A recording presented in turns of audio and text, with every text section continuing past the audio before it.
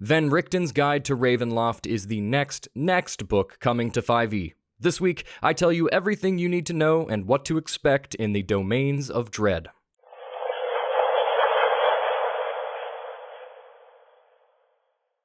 Hello players and GMs, I am Reese, and welcome to another video by Jetpack7.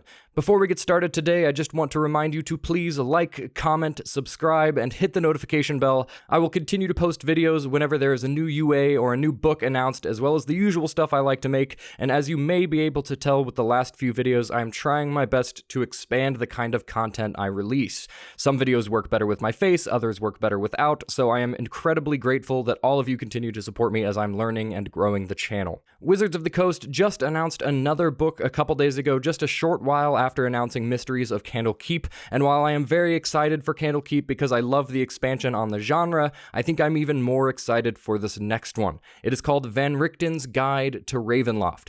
For those unfamiliar, Ravenloft is the realm in which Curse of Strahd takes place, but in Curse of Strahd, we only see a small portion of this realm called Barovia.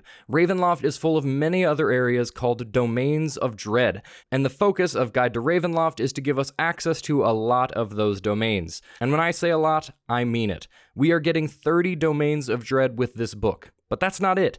I want to give you all a good picture of what this book may look like, so I did my research and looked into everything that has been officially announced about this book so far, so let's look into it. To start off, the writing team includes Wes Schneider, Amanda Heyman, Cassandra Call, Molly Ostertag, and Kay Tempest Bradford. I'm sorry if I butchered any of those names. I honestly don't know a lot of them, as I don't spend enough time familiarizing myself with TTRPG writers as I should. I'm just the YouTube guy, okay? Either way, I glanced at some of the things they have been involved with in the past, and I'm just not worried about it. They are all overqualified and fantastic. This is the first time in 5e that we've had an expansion of Ravenloft beyond Curse of Strahd. If you want an idea of what to expect in this book, you'll have to go all the way back to Domains of Dread, a book released in 1997, back when D&D was still owned by TSR. So it's pretty likely that this book will take inspiration from that one, but with a much more modern perspective, which is great. Like I said, there will be 30 new Domains of Dread introduced in this book, which is just a lot of friggin' content. They've released information about a few of those domains, including names and thematics, and I'll get into that in a bit. They'll also include a section about creating your own Domains of Dread. I'd expect just a few pages with plenty of rollable tables so that you can have a custom domain available to you at a moment's notice.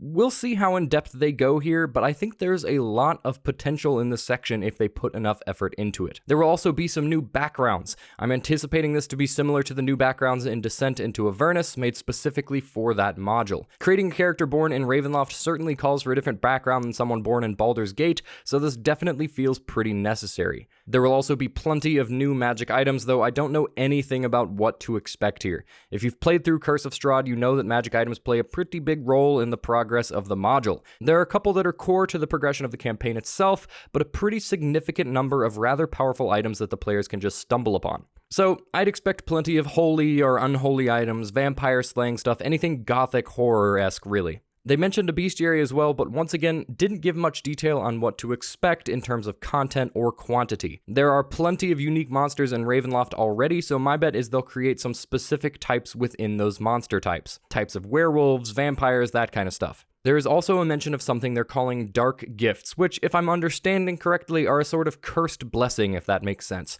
Similar to the dragon marks from Eberron, but likely with some sort of horror-themed side effects. And of course, we'll also be seeing some familiar characters we met in Curse of Strahd, like Esmeralda de Avenir, as well as canon Ravenloft characters like the Weathermay Foxgrove twins and traveling detective Alanic Ray. Something I am very excited for is that they'll also be including a new 20-page adventure called House of Lament. Now, I didn't know anything about this, but I looked into it and found some sources whose reliability I can't really verify, but here's what I found. Apparently, the House of Lament is a stone mansion within Ravenloft that is also a pocket dimension and may be its own domain of dread.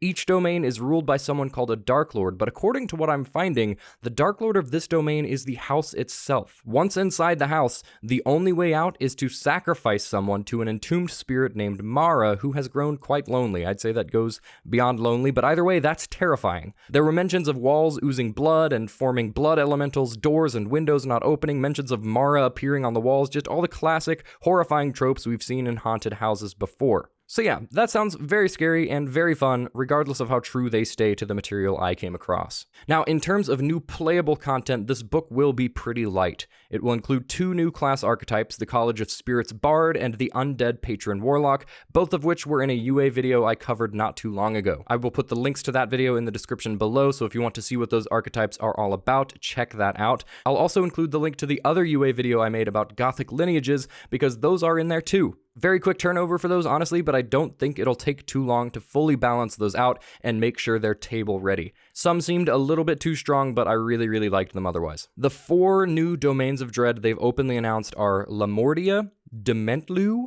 I'm gonna assume that's Dementlu, Kalakiri, Falkovnia, and Valakan.